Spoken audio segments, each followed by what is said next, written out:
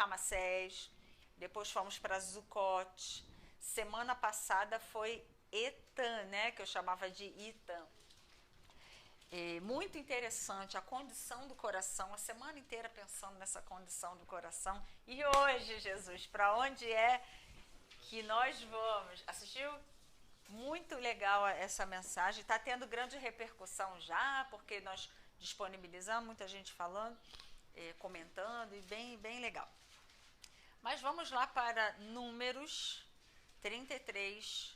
Números 33, na verdade, é uma revisão de todo o caminho que o povo de Israel passou. Eu vou usar duas bases, tá? Número 33, versos 7 e 8 são as nossas bases, que vai dizer para onde o povo foi. 7 e 8.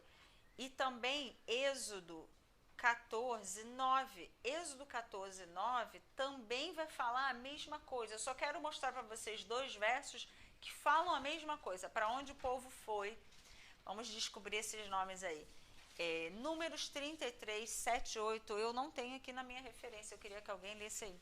Números 33, 7 e 8. 33, 7 e 8. Saíram de Etã, retornaram para Pi-Hairote. Eu sabia que a gente ia ter dificuldade de falar esse nome. Até por isso eu queria que vocês lessem. O nome da cidade ou do local que eles foram é Pi-Harirote. Ou que nome difícil. Pi-Harirote. Está escrito diferente, né? Pi-Harirote. Hairote. Tudo bem. A leste de Ai, Baal-Zefon. E montaram o acampamento próximos a Migdol, eu acho. É Migdol, exatamente. São nomes complicados porque são nomes na língua original, né? Eu vou ler do jeito que está aqui para não me perder, tá? Tá bom. Partiram de Pi-Hairote e cruzaram o mar, chegando ao deserto, e depois de caminharem por 3 dias no deserto de Etã, acamparam em Mara. Isso. Agora, Êxodo 14, 9 vai falar a mesma coisa com menos detalhes. Mas eu quero que apareça aí a palavra Pi-Hairote. 14, 9. Êxodo 14, 9. E os egípcios perseguiram-nos todos os cavalos e carros de Faraó, e os seus cavaleiros e o seu exército, e alcançaram-nos acampados junto ao mar, perto de Pi-Hairote, diante de Baal-Zefon. Gente, que nome, né? Pi-Hairote. Tem várias outras pronúncias, mas vou, por amor até da gravação, vamos tentar manter essa pronúncia aqui, ó. Pi-Hairote é o nome do local para onde o povo foi depois de sair de Etã. Semana passada nós falamos sobre a condição do coração, confere? Até porque Etã quer dizer arados, né? Era o instrumento que era usado para arar a terra, e a gente fez essa conexão de que Deus não estava se referindo à terra em si, porque eles estavam indo para o deserto, no deserto não dá para plantar nada. Mas Deus estava falando da condição do coração, que eles arassem o coração dele. Foi muito interessante. Quem não assistiu, assiste a mensagem da semana passada. Então hoje o povo sai de Etã e para nesse lugar chamado Pi-Hairote. Pi-Hairote. E ali vão começar a acontecer outras coisas. Olha só, semana passada, condição do coração. A Bíblia diz assim em Mateus 12, 34. A boca fala o quê? Ninguém lembra? A boca fala o que o coração está cheio. Então, a boca fala o que o coração está cheio. Semana passada a gente trabalhou o quê? A condição do coração. Aí hoje, sabe o que a palavra Pi-Hairote quer dizer? Boca que começa um fogo. Se você for nos originais, Pi-Hairote, todos concordam, quer dizer boca, todos concordam, boca, boca, boca. Agora tem umas variaçõezinhas, uns falam boca que começa um fogo, boca que faz uma coisa, mas é uma boca, todo mundo concorda que Airot quer dizer boca. Ninguém vai gritar, fala Deus! Ah, que pena! Perderam a oportunidade. Então, semana passada a gente trabalhou o coração. E Mateus 12:34 diz que a boca fala o que o coração está cheio. E pi, airot, quer dizer boca. É uma boca que vai falar muitas coisas.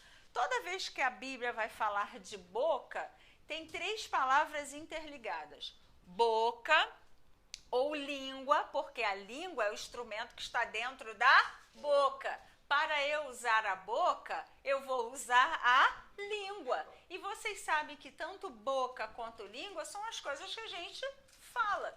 Então, são 3 palavras interligadas, ó. Boca, língua e coração.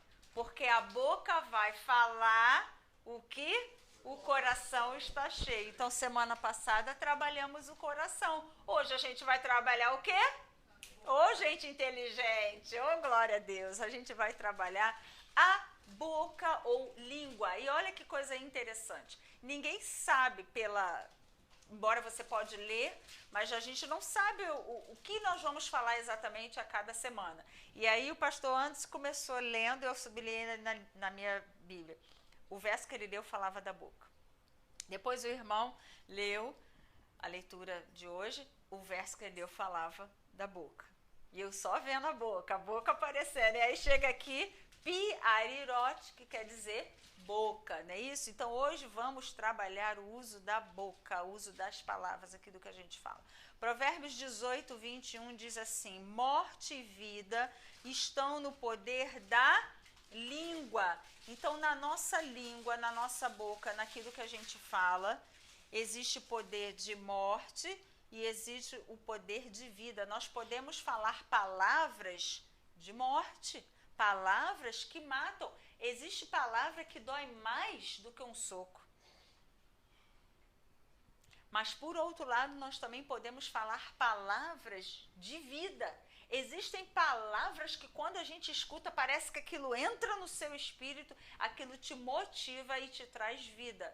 Então, tanto a morte quanto a vida, elas estão no poder da boca, da língua, daquilo que a gente fala. Provérbios 18:7 diz que a boca do tolo é a sua própria destruição. Provérbios 18:7.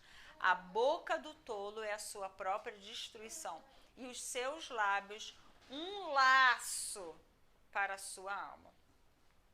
Um laço para a sua alma. Provérbios 6:2 diz que as palavras prendem como uma armadilha. Então, o uso da boca, o uso da língua, o uso da palavra, ele é muito importante. Por quê? Porque as palavras transmitem vida ou as palavras transmitem morte. O uso dela é muito importante. Vamos ler lá em Tiago 3:5. Na verdade, eu tenho que ler todo o capítulo, todo o capítulo não, eu tenho que ler do 5 ao 17. É aquele texto clássico que fala que a língua é um pequeno membro que se gloria de grandes coisas, mas um pequeno membro pode incendiar uma grande floresta. A língua contamina o corpo. Basicamente é o que Tiago vai dizer. Vamos ler comigo Tiago 3, do 5 ao 17. Tiago 3, do 5 ao 17. Alguém quer ler? Ora, nós pomos freio nas bocas dos cavalos, para que nos obedeçam, e conseguimos dirigir todo o seu corpo. Vede também as naus, que, sendo tão grandes e levadas de impetuosos ventos, se viram com um bem pequeno leme, para onde quer que a vontade daquele que as governa. Assim também a língua é um pequeno membro, e gloria-se de grandes coisas. Vede com grandes bosques um pequeno fogo incendeia. A língua também é um fogo. Como o mundo de iniquidade, a língua está posta entre os nossos membros e contamina todo o corpo, inflama o curso da natureza e é inflamada pelo inferno. Porque toda a natureza, tanto de bestas feras como de aves, tanto de répteis como de animais do mar, se amansa e foi domada pela natureza humana. Mas nenhum homem pode domar a língua. É um mal que não se pode refrear está cheia de peçonha mortal.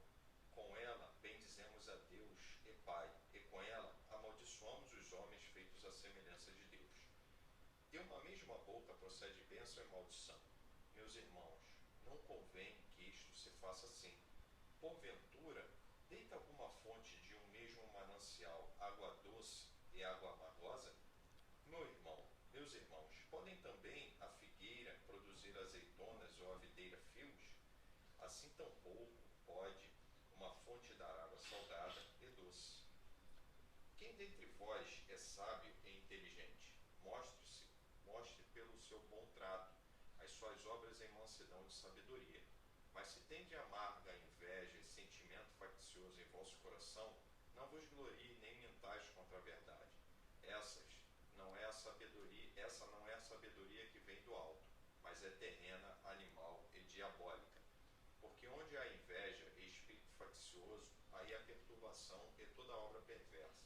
Mas a sabedoria que vem do alto é primeiramente pura, depois pacífica, moderada, tratável, cheia de misericórdia e de bons frutos, sem parcialidade e sem hipocrisia. Esse é o 17, né? Ah, tá, eu falei certinho então. Esse texto é um texto clássico. Todo mundo na igreja já ouviu uma pregação contra fofoca, contra o uso da língua. Eu não quero enfatizar nesse assunto, porque esse assunto a gente já sabe. Mas eu também não posso deixar de mencionar que existe um mau hábito no mundo gospel, que é o mau uso da língua. De uma forma geral, os cristãos, eles bendizem a Deus, mas a mesma boca que bendiz a Deus, e isso não é de hoje não, o texto que você leu do Tiago fala isso, é a mesma boca que é usada para falar coisas indevidas. Se a gente está estudando as lições de Pi Hahiroth, a gente precisa entender o que Deus estava ensinando para o povo em relação à boca, à língua, o uso das palavras. Você sabe que, como um filho de Deus, nós devemos usar a nossa boca, a nossa língua, para edificar, para plantar. Mas muitas vezes a gente se vê, até pela nossa cultura, fazendo uma fofoquinha aqui, falando um negocinho ali, deixando escapar uma palavrinha. Então, que a partir de hoje, quando você lembrar dessa mensagem ou quando você estudar essa lição de Pi Hahiroth, você lembre-se do porquê que Deus botou uma língua na sua boca. Que você se lembre que as suas palavras, elas precisam ser sabiamente usadas. Que você lembre-se como é que a gente para esses foguinhos de fofoca. Hoje em dia a fofoca está modernizada, hoje em dia a fofoca está pelo Zap. Então você recebe alguma coisa, já vai passando para todo mundo, encaminhando, né? Já vai encaminhando, já vai passando em diante. Será que Deus não espera de nós um melhor uso da nossa boca? Um melhor uso da nossa língua? Para que a nossa boca fale aquilo que o nosso coração está cheio. Então a gente vai estudar um pouquinho sobre essas lições de Pi Hahiroth. Todo ser humano tem um pouco de dificuldade de usar a boca, a língua, usar palavras. É até por isso que se estuda a questão de comunicação. Me fugiu o nome do profissional que ajuda a gente a falar melhor. Qual é o nome? Fonoaudiólogo. A gente tem um pouco de dificuldade mesmo de falar. Mas como crianças a gente precisa aprender. Essas crianças, essa aqui já fala, né? Bastante. Mas aquele, ele está aprendendo a falar, está aprendendo a articular. Um filho de Deus, ele precisa também aprender o que se fala, o que não se fala, como é que se fala, de que forma a gente pode falar. Está em moda o versículo que diz que conhecereis a verdade vos libertará. Eu acredito, concordo, prego também isso. Mas ainda a verdade, a gente precisa saber passar. Ainda o que a Escritura diz, a gente tem que saber como é que se fala. Porque senão você acaba incendiando o corpo. Olha que coisa interessante. Lá em Tiago, o texto que o irmão leu, um dos versos diz, acho que é o verso 6, que a língua ela é um pequeno membro que contamina todo o corpo. Durante muito tempo eu achei que estava falando do corpo físico, Mas hoje eu começo a entender que está falando do corpo de Cristo. Até porque muita coisa que se fala acaba prejudicando ou contaminando o corpo.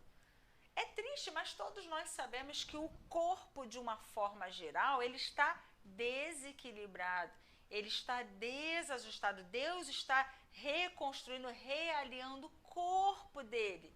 Porque muita coisa que foi dita através da própria igreja acabou contaminando o corpo. E é por isso que nós estamos passando por um processo de reforma, de revisão das escrituras, para que a gente corrija aquilo que se fala no corpo de Cristo. Entenderam? Então vamos analisar certos tipos de boca ou certos tipos de língua daquilo que se fala, para que a gente entenda as lições de Piairot. Então vamos começar assim, ó.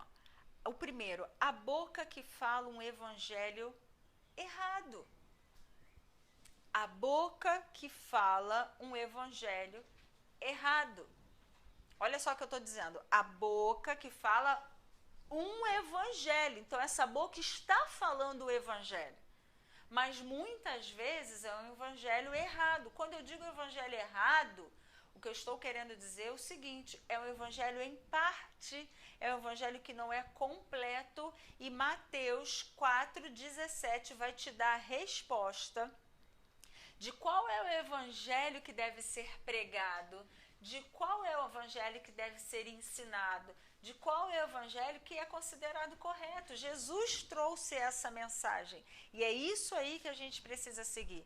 Mateus 4,17 diz assim: desde então começou Jesus a fazer o quê?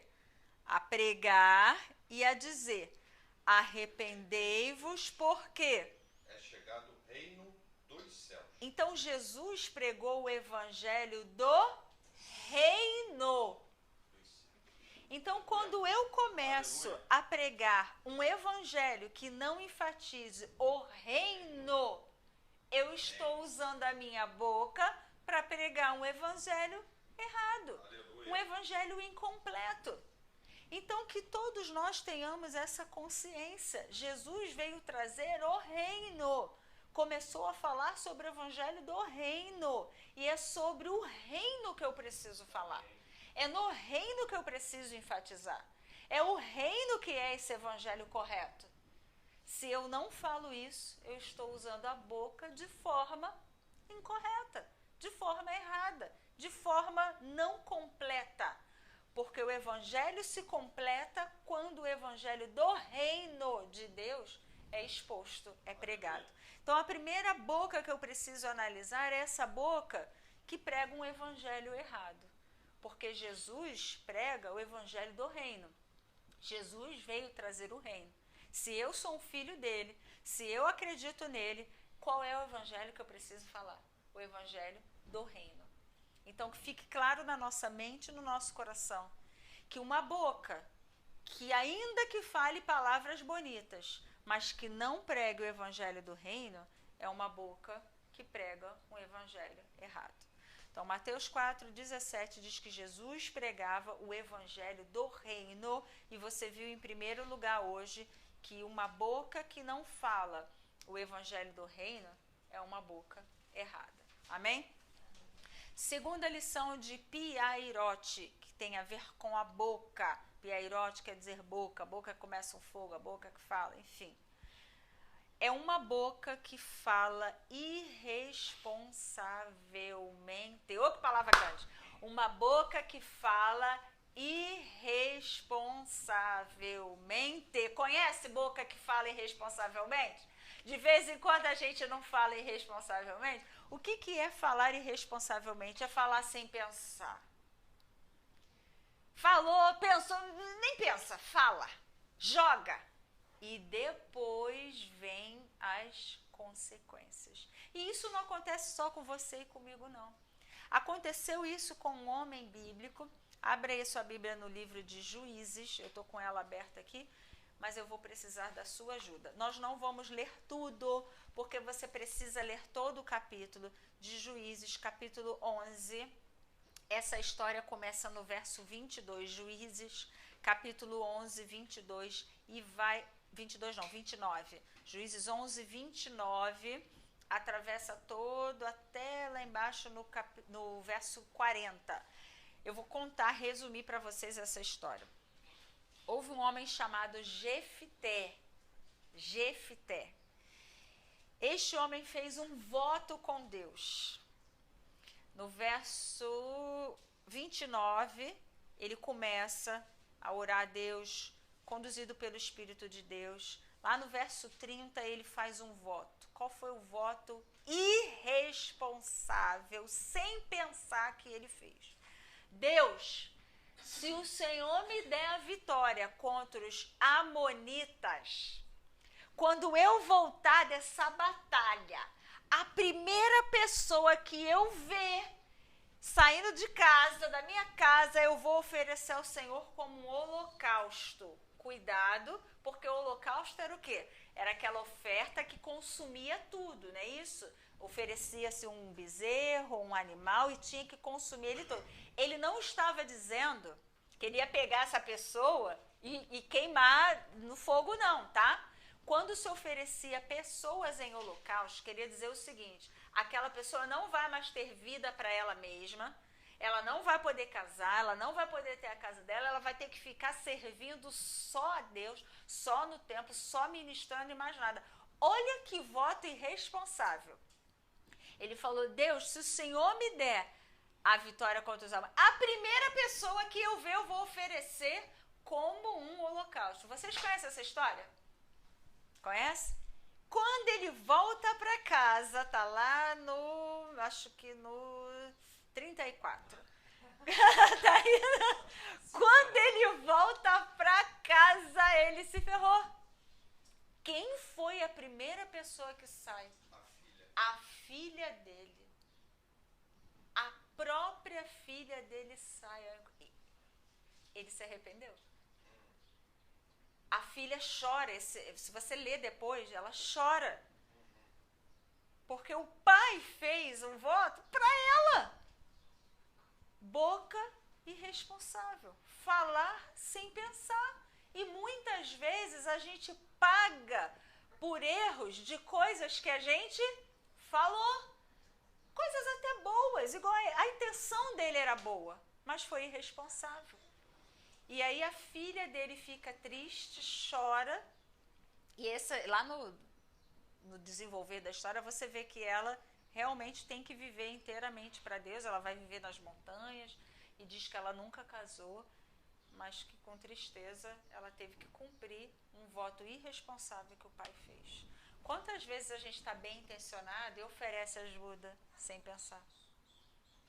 Bota a mão no bolso sem pensar. Não, eu vou fazer. Depois é que você pensa: caraca, o que eu fiz? Sem pensar. Então, a lição que Pia e Irote está nos ensinando é o seguinte: uma boca, ela pode ser irresponsável. Cuidado com aquilo que você fala. Cuidado com aquilo que você promete. Cuidado com os votos que você faz. Porque falou, tem que... Ou só a irmã sabe? Falou, tem que... Que o seu sim seja sim e que o seu não seja não. Mas a crentalhada leva isso a sério. Fala sério. Quantas vezes, coisas pequenas, não, eu vou estar lá.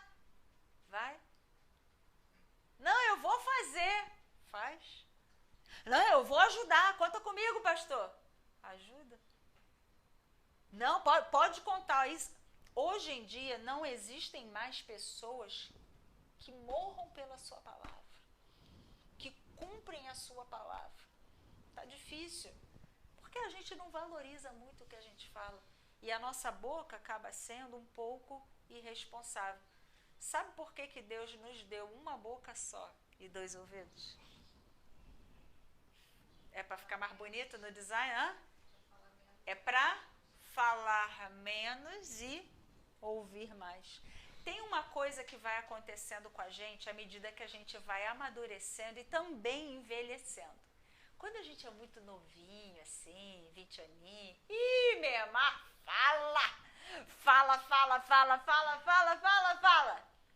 Depois que a idade vai chegando, que você vai tendo um pouco mais de experiência, a gente começa a escutar mais, falar menos, falar pouco. Quando falar coisas certas. Então, uma boca irresponsável, ela paga caramente. E Jefité pagou. Porque ele fez um voto assim, pá! Quando ele chega em casa, a própria filha sai. E ele acabou com a vida da garota. Porque falou sem pensar. Então, a primeira boca que você viu foi a boca que fala o evangelho errado. O evangelho que não é o preciso, porque não é o evangelho do reino. A segunda boca que você viu é uma boca que fala irresponsavelmente, fala sem pensar. Cuidado, para que a gente não acabe entrando nesse mesmo erro. E você curta e objetiva, a terceira boca é a boca que fala águas profundas. É a boca que fala águas profundas. 2 textos, um vocês leem, um outro eu vou ler. Provérbios 18:4. A boca que fala águas profundas. Provérbios 18:4 diz que as palavras da boca de um homem é o quê? Provérbios 18:4. As palavras da boca de um homem são águas profundas.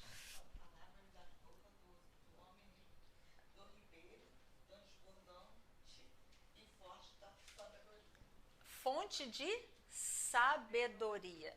Então, a terceira boca que a gente está vendo é a boca que fala águas profundas. Abra em Colossenses 4:6, eu vou ler aqui, Colossenses 4:6, diz assim: a vossa palavra seja sempre agradável, abre aí, Colossenses 4:6, temperada com sal, para que saibais como vos convém responder a cada um. Isso quer dizer que a sua resposta é de um jeito e a resposta do outro é de um outro jeito. Então, que a sua palavra, ou que as vossas palavras sejam sempre agradáveis, temperadas com sal. Não é a Bíblia que diz que nós somos luz da terra e mais o quê? Sal do mundo. Sal da terra e luz do mundo. Troquei, né? Sal da terra e luz do mundo. Então, uma boca que fala águas profundas.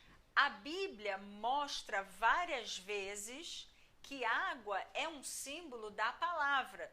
Eu me lembro do texto que diz que nós temos sido lavado com água, não água pela palavra. Então, um dos símbolos da palavra de Deus é a água. Um dos símbolos do Espírito é a água. Então, uma boca que fala águas profundas é o seguinte: palavras profundas. O que são palavras profundas? Será que são palavras difíceis? Já viu que tem pregador que prega de um jeito que a gente nem entende o que eles querem dizer, né? Falam palavras difíceis, coisas, um português tão... Gente, isso é legal, é bonito em ambientes acadêmicos. No nosso meio, eu preciso ouvir uma palavra que eu entenda. De que adianta eu ficar falando aqui grego, hebraico, porque isso, porque o filósofo tal, aquela pompa toda, mas no fundo não resolveu o seu problema. No fundo você não entendeu, não saiu com aquela sensação de que eu entendi a mensagem, eu entendi direitinho o que precisava ser dito. Quando a Bíblia fala de águas profundas, nós estamos falando de palavras profundas, não são palavras difíceis. Mas palavras profundas são palavras que atingem profundamente. Eu acho que foi semana passada que eu falei o texto de Hebreus, que diz que a palavra de Deus é como uma espada afiada, ela é mais cortante do que uma espada afiada, e ela é capaz, ela é hábil de discernir, de dividir, de penetrar, de cortar. Nós precisamos dessa palavra profunda, de uma palavra que mexa aqui dentro e não no nosso exterior. Eu poderia pegar essa palavra e fazer a galera vibrar, eu sei fazer isso também. Eu vim do movimento pentecostal. Eu sei trepidar a voz, aleluia, eu sei fazer essas coisas também. Mas a gente cansou. É bonito, é legal, dá arrepio e a gente se sente bem. Mas não é esse o objetivo. Eu estou falando de palavras profundas. De uma palavra que vai fazer você perder até o sono quando você ficar pensando nela.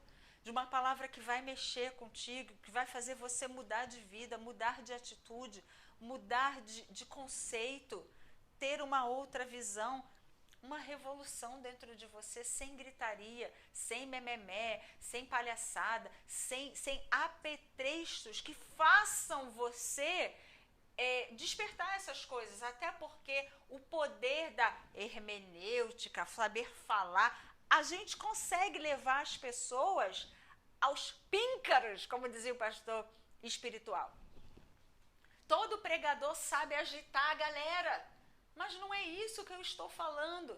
Eu estou falando de uma palavra temperada. O que seria uma palavra temperada? Uma palavra na medida, uma palavra boa de botar na boca, alguma coisa que, poxa, isso aí mexeu comigo. Então, que a nossa boca seja essa boca que fale palavras profundas, águas profundas, que resolvam problemas, que preguem o evangelho do reino, que edifiquem vidas, que te levem a um outro nível mais profundo em Deus. Que a nossa boca seja esse tipo de boca. E não uma boca que bendiz a Deus, mas que cai dentro da fofoca. Que fala coisas santas, mas de vez em quando solta uns palavrãozinhos. Que fala bonito aqui no púlpito, mas que lá na galera fala gíria, fala coisa feia. Não é isso que eu estou falando. Eu estou falando de uma boca que leva águas profundas, palavras profundas. É isso que o mundo precisa. É isso que as pessoas estão precisando. De receberem uma água que mexa no profundo delas. Sem parafernália. Sem métodos de comunicação que levem a galera ao êxito. Que levem... Sem isso. Mas uma palavra pura e simples como Jesus pregou, mas que seja profunda, que mexa no nosso espírito. Piarirote quer dizer essa boca. Essa boca que tem muita coisa a ser aprendida. E que nessa manhã nós possamos usar a nossa boca para falar o evangelho certo, não o evangelho errado. O evangelho correto é o evangelho do reino. Goste ou não, concorde ou não, esse é o evangelho correto, o evangelho do reino de Deus. Que a nossa boca não fale irresponsavelmente, ainda que com boa intenção, mas a gente acaba falando sem pensar. Lembra de Jefté, olha o que aconteceu. E que a nossa boca seja uma fonte de águas profundas. Não é falar difícil, não é falar complicado, não é usar métodos de comunicação para conseguir os seus objetivos. Eu não estou falando isso, mas eu estou falando de uma boca que emana palavras profundas, porque é a Bíblia quem diz que as palavras que saem da boca de um homem são palavras profundas. Amém? Deus te abençoe e vamos orar em nome de Jesus. Pai, obrigada